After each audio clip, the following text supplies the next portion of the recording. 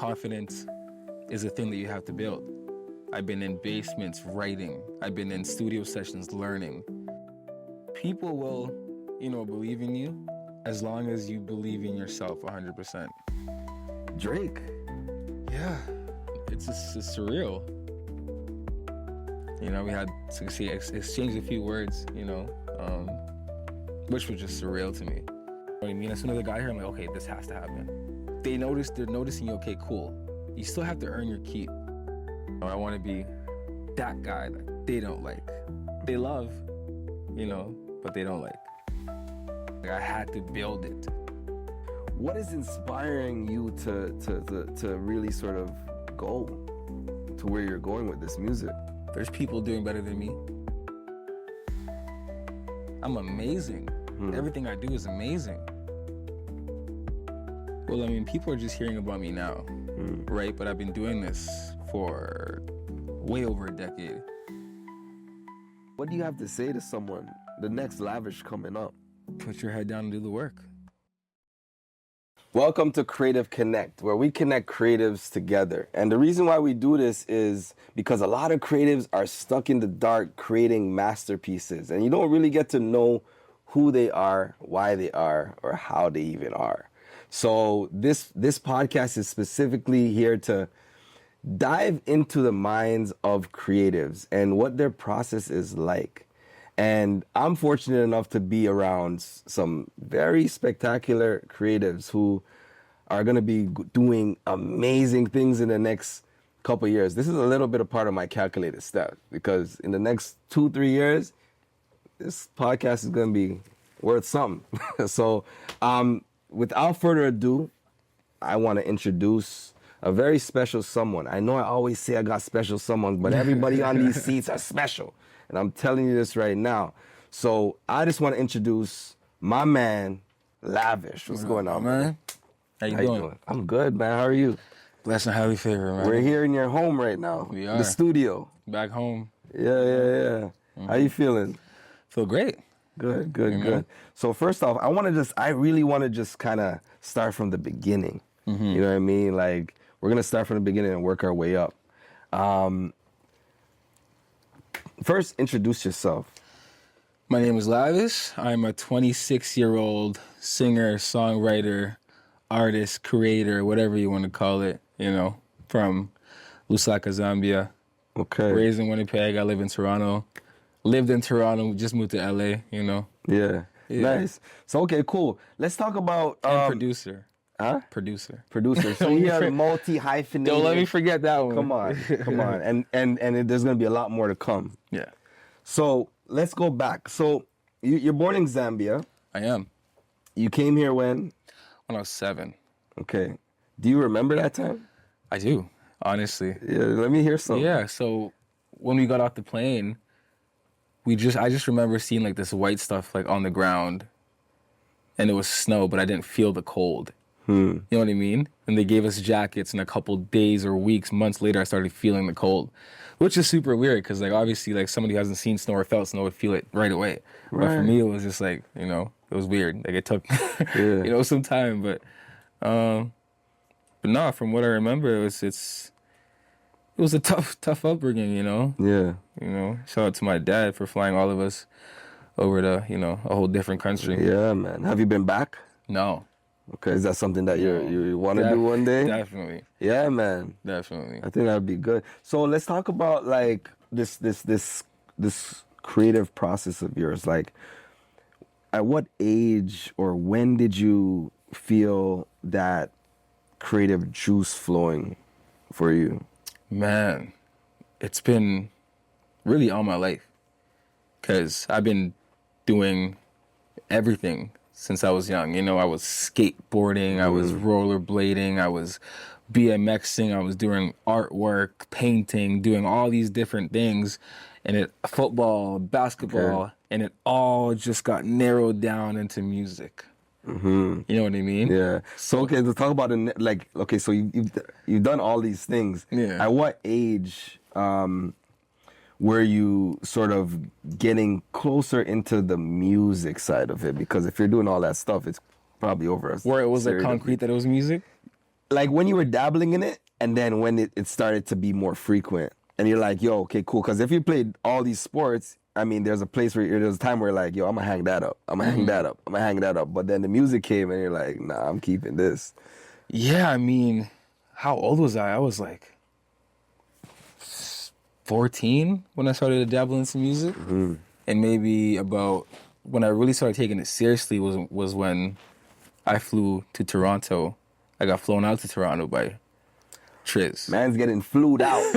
Triz and Critty flew me out. Yeah. About 5.5 years ago. That's when I really, really took it do or die. When I was doing it back in Winnipeg in my city, I was doing it like do or die, but it was like, if this happens, then, you know, it's cool. But now it's like, okay, this has to happen. You know what I mean? As soon as I got here, I'm like, okay, this has to happen. Yeah. So when was it like, so before the getting flown out here and you were dabbling in it, like what were you doing? Were you doing rap? Like were you just writing? Like what was going on in that time for you? Yeah, I was rapping, like auto-tune rapping. I was singing, quote unquote. I would just blast that Melodyne until shit sounded amazing. That's You feel me? T-Pain vibe. Exactly. But nah, mostly it was just like rap, and I was experimenting with a lot of sounds. You know, and I still am to this day, but definitely was experimenting a lot with sounds, with a whole different, you know, different types of sounds. So were you doing it by yourself, or did you have people with you? Like, what was your first rap? Like, what was going? Like, I want to know like where it started for you. So my name when I first got into this was Kid Crew.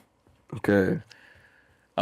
Because I don't know why I chose. I wear a lot of crew necks, so I chose the name Kid Crew, and I had this song. I don't know how it goes. It was like, yeah, I'm young, but Kid Crew, he's just having fun. Murder in the rap game, but he ain't got no gun. You know what I mean? It was like, you know, those bars that you think are so cool when you're, you know, just starting out. Yeah. You know, which is a beautiful thing because that's what sparked my, you know, love for music.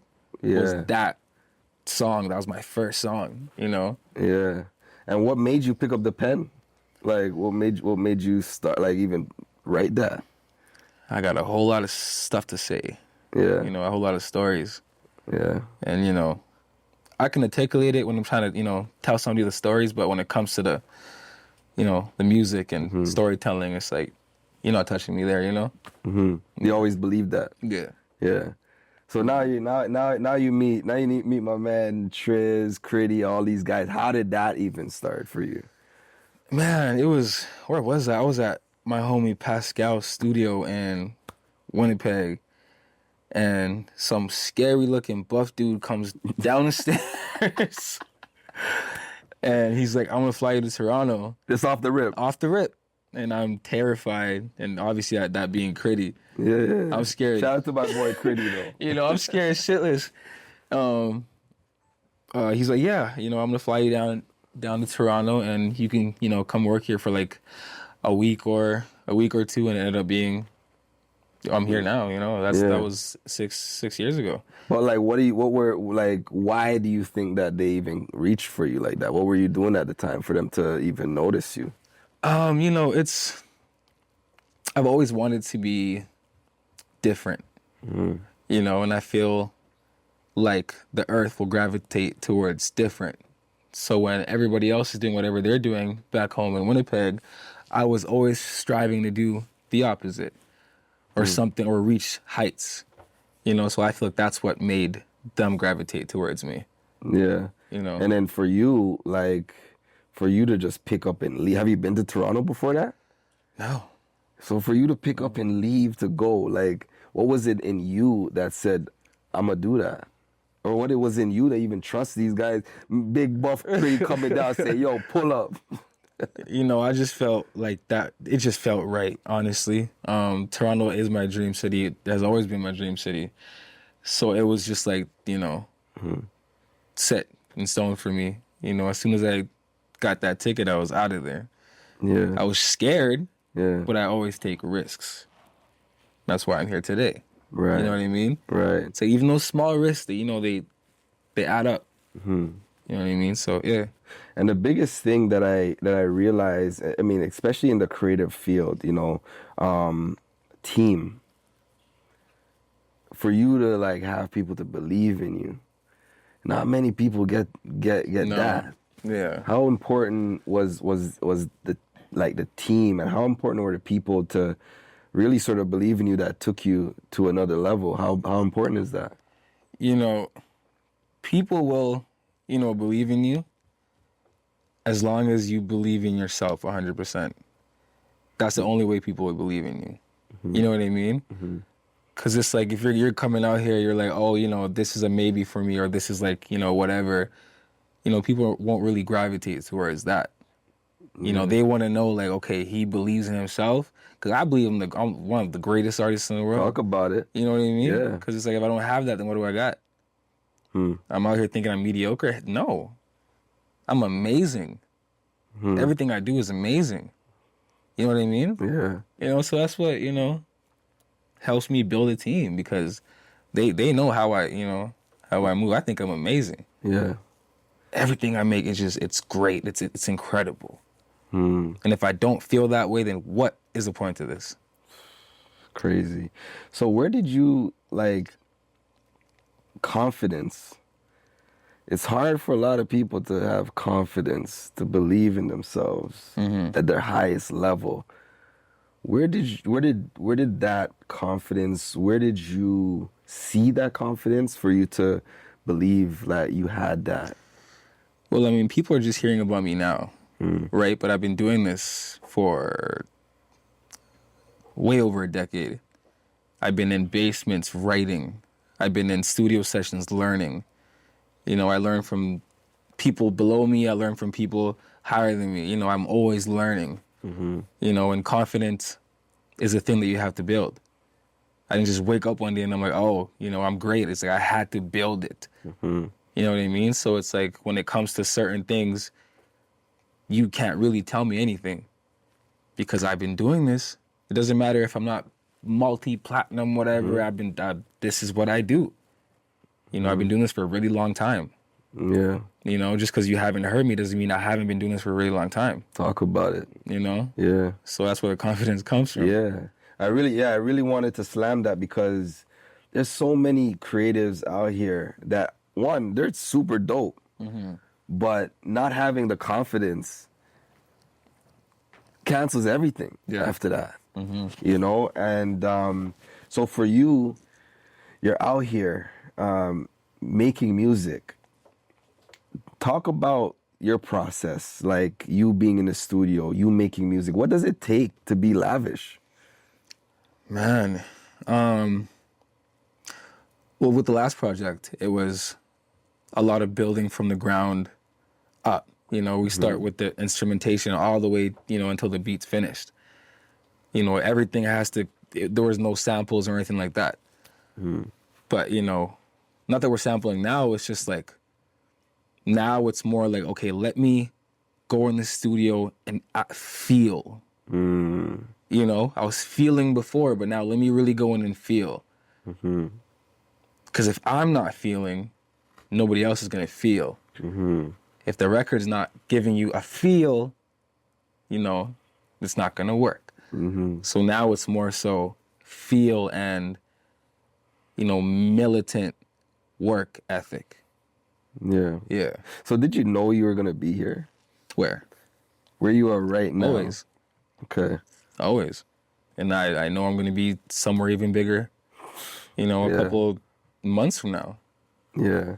All I'm doing is climbing the ladder. Everything's already there. I'm just climbing the ladder. I'm doing my rounds. You got that 10,000 hours in. Exactly. I got 100,000 hours in. Yeah. But, right, I'm just, climbing the ladder. Yeah. So in terms of like music as an artist, for anybody that's watching that wants to step into that arena, talk about like, 'cause I've been hearing some stuff and I know you got hours worth of stuff. Like how much music do you think you've recorded so far, bro? Oh, that's an answer Triz would know. That's that's something Chuz would know because, you know, I even forgot I made some songs a couple of weeks ago, and he just played me some songs right now. You know. So when you're in the studio, like, are you just hearing a beat and going? Like, how is your creative process happening? You know, I'm working a lot with my homegirl Mandy. Okay. You know, because before I was really stingy with my pen. You know, I'm in my own space. You know, I don't want anybody to write with me or give me any ideas. That's a big thing in this industry. Talk about it. Definitely, but now it's like, you know, she's amazing. She has great ideas. I have great ideas. Triz has great ideas. You know, all my people, why don't we just put our ideas together, you know, and make better things. Hits. Yeah. Chubbs has ideas. Yeah. You know what I mean? So why don't we just put everything together, you know, and make greatness? I can't do this by myself. Right. And anybody who thinks they can is a liar. Talk about it. The biggest artists in the world are the biggest collaborators. That's why they're the biggest artists in the world. You feel me? Yeah. And what they usually say is collaboration over competition, because that's how it's going to work. Exactly. So talk to me about, like, you know, you're working, and you're at this point where you're getting noticed by some of the biggest. Like, come on, like, let me know how you're feeling when it comes to someone like a Chubbs hitting you up and, like, wanting to, like, really sort of take you under. Like, what was that feeling like for you? It was incredible. How did it happen? How did it happen was he hit me up on New Year's, I think, of 2020, something like that. And he just said, you know, whenever you're ready to work, let's do it. And, you know, that's how we got to working. But, you know, when these big people, like, okay, Davido and, you know, Chubbs and Drake, and, you know, they're noticing you. Okay, cool. You still have to earn your keep. You know, they can notice you all day long, but what are you doing with them with their attention? That's deep. You feel me? Yeah. So it's like, you know, you got to earn your keep. You got to do something with their attention, otherwise it's just look away. You feel me? Yeah. Yeah, that's deep. So, what was your like concept for attention for them? Like, when they noticed you, like, what did attention look like for you? Was it just like, yo, let me slap up mad hits? Yeah, let me work super hard. Let me, you know, show them that I'm supposed to be noticed by them. Yeah. You know, let me, you know, I belong here. Right. And I always prove that I belong here. All the time. Every time. Like, when a normal person or someone is around someone of higher stature, sometimes they freeze up. But you said, yo, I'm gonna go. You know, and now that you're in this position where you're being signed by labels and things are happening, how is that world for you when, you know, maybe you have to give more control away than you're used to? It's a part of the game. Yeah. I wouldn't sign anything I wouldn't, you know, be down to do or be down to live through. You know? So I'm fine with it. You know, it's everybody else is doing it. It's not just me. Right. You know, I'm watching all these big artists. They're all signed. They're all, you know, giving away a certain percentage of control. That's why they're where they're at. Right. You know, because they have these big machines, you know, helping them. Right. I'm all for the big machine. Facts. And if you say you don't, you're lying. Facts. Hey, you know what? Hey, 100% of nothing is nothing. Exactly. So you gotta make sure you're putting people on it and putting people in it. So I'd ask you, like, with this amazing streak that you're on and being able to witness things that, like, people dream of, what has been one moment that, like, made you sit back and be like, yo? It was in New York. It was when I called Davido and I said, I have a studio booked. Do you want to come? And he showed up and we made a record. That You know, because it's like I'm sitting there, I'm like, did that really just happen? I'm sitting there with manager Greg after the fact. I'm just like, you know, that's insane. Yeah. You know, because you know that's a major artist.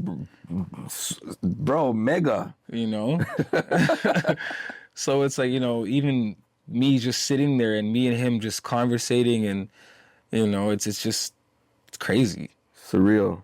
You know, Yeah. because it's like I come from like I'm listening to this guy on my way to the studio, and I'm just like, okay, let me call him and see, because I know he's in New York. Mm-hmm. Let me call him and see if he wants to come to the studio. Mm-hmm. You know, how I got his number is a whole different conversation. Yeah. You know, it's a whole different story. But yeah. Yeah. Damn. And that's not even just the only person. Like No. Drake. Yeah. Yeah. That's one that's like that's crazy to me. You know, that's somebody the artist for me. Yeah. So what was it like? What was it like for you? That is the artist for you. What was that like? Just standing next to the man's. It's surreal. I think the first time we ever met and spoke was at, I think it was somewhere in LA. I think it was like Baca's house or something. You know, he came up to me and like tapped me on my shoulder. He came up to you. Yeah, I mean, yeah. Yeah. Somebody told him, you know, we had to meet or whatever. Right. He came up to me and tapped me on my shoulder. I was like sitting on some ledge, and he's like up here, taps me on my shoulder. I look up, and it's, you know, he's there. You know, we had to exchange a few words, you know, which was just surreal to me. Mm-hmm. You know, because even where we were, it's like all these different people that I also look up to and I've also, you know, grew up listening to are over there, and this guy's coming up to this little guy. Yeah. You know, I felt like a guy in that moment. Let me tell you that. I think I see some pictures that from that or something. I see some pictures. I'm like, Lavish is right next to Drake and everything. I'm like, man, like, and just to know too, like, not even just you, but to know my man Critty, to know my man Triz, to know how long they've been working. Exactly. Especially to like find someone that also wants to work, and to know that, you know, you guys are at this point. You know, it's beautiful to see. Right? For people who, like, you know, people see the glitz and the glamour and everything, like, can you touch on a moment that, like, really, like, for you was, like, something that was just very challenging, but you knew that, like, in hindsight, this would be worth it? It's not really a moment. It's every day. You know? Every day is really challenging. You know, there's certain times where it's really, really challenging. But at the end of the day, you know, when it's all said and done, it's going to be worth it. So it's not really a moment. You know, I don't really like to talk about like moments, you know, because it's all the time, every day, 24/7, right now. Yeah. But it's always going to be worth it at the end. Yeah. And I know that you've been in this studio all day. Yeah. Flying out tomorrow. So it's not stopping. Yeah. Yeah. So, like, I guess, I mean, in terms of travel, where are some places that you'd love to go on this journey of yours? Definitely Zambia, Congo, because I'm half Congolese. Okay. I don't know, really. I want to go to the French Riviera. You know, I want to go to Greece. I want to go to, you know, places that I see on TV or I see on Instagram all the time, you know. But, you know, that'll be way later in life where, you know, I can actually enjoy. Yeah. So in this phase of your life right now, in terms of the music, where is the music for you right now? Like, what are you creating? What are some things that... I want to go to China. You want to go to China? I want to go to China. I want to go to Tokyo. I want to, you know? Yeah. I feel like it's a whole different world, you know? Yeah. Sorry. Yeah, no, hey, you're in the vibes right now, so I appreciate that. Yeah. But, and I do know that you will get there. So, like, musically, where are you? I heard some music. Yo, I heard some music. That's all I'm going to say. But, like, for you, like, what is inspiring you to really sort of go to where you're going with this music? There's people doing better than me. There's people getting plaques every single day, and I'm not getting any plaques. You know, there's people charting every day. I'm not charting yet. They're just doing better. I don't like that. You know, I want to be that guy that they don't like. They love, you know, but they don't like. Yeah. You know. Yeah. I love that. I love that. So I want them to like me, obviously. they got no choice. Exactly. With the music alone, the music's gonna speak for you, right? So it's about to get crazy. So like, for anybody that is looking to like walk in your shoes or like take those steps, like this is a gem drop moment. Like what do you have to say to someone, the next Lavish coming up? Put your head down and do the work. It's really all it is. I don't know if that's a gem or not, but It's a gem to me. what I'm trying to say is like it's all it is hard work. You know, there's talent, sure, but you really have to work. You could be the most talented person. You could sing Mariah Carey whistle notes. But if you're not putting those notes in front of these CEOs or, you know, to the world or whatever, no one's going to care. No one's going to hear you. If you're not working hard, you know, you're not doing anything for yourself. So my advice would be, I guess, my gem, it's like, put your head down and, you know, not even put your head down, hold your head high and work really, really hard. Really, really hard. Like you have nothing else to do. This is what you want to be live. You got to, you know, this is your everyday life. Yeah. You wake up, you eat, sleep, music. Everything is music. And it's business. And it's content.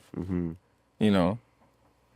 So, talking about business, the one thing that creatives struggle with, and you can touch on this maybe a little bit more because you're dealing with a lot more business.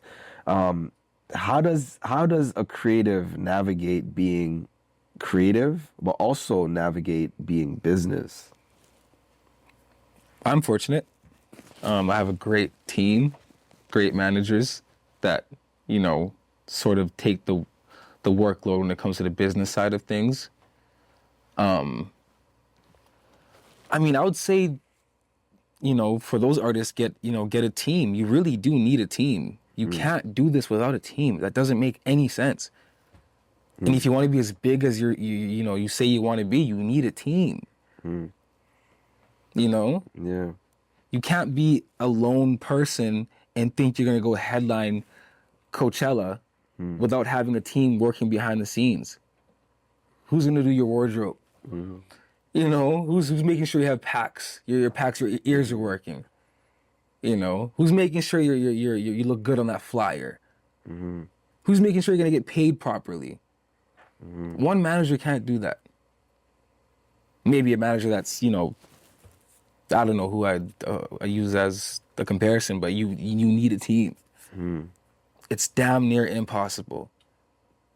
Even sometimes for my team, it's like we have so much work to do that we're not even enough sometimes. But we're savages, so, you know, we make it work. Savage. I like that. You know? Yeah. Yeah. I love that. So, like, what would, for you, you know, coming from Zambia, this little boy, what would the 10-year-old Lavish say to this man right now? How would that look, bro? Probably say work very hard in an African accent. You know? Can you say that African accent? Huh? Can you say that? Not right now. Yeah.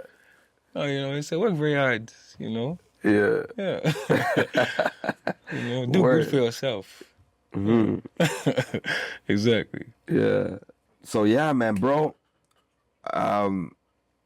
Thank you so much. Thank you. For taking the time. You know, I know you have a busy schedule, but you've dropped some gems, you know, and I think for anyone who's looking to like chase that dream, like get into that passion, it really does take hard work.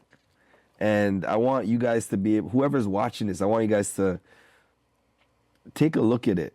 Take a look at yourself and understand that talent is one thing, but it's 90% hard work. And if you don't work hard, you can't be mad at that. You can't be mad at your results. So, thank you guys so much. Lavish, Thank you, bro. where can people find you, bro? You can find me on Instagram, Instagram, Twitter, TikTok, whatever you name it, at Who Is Lavish. You can find me on Spotify, SoundCloud, Apple Music. You can find me everywhere. Yeah. Lavish. We're living You'll life definitely find me in the studio. Yeah, we'll find him at home. Yeah. But bro, love, appreciate Thank you you. very much. Thank you. Thank you. Thank you, And man. that's a wrap. Peace. That was great. Yeah, bro. Great. I love that.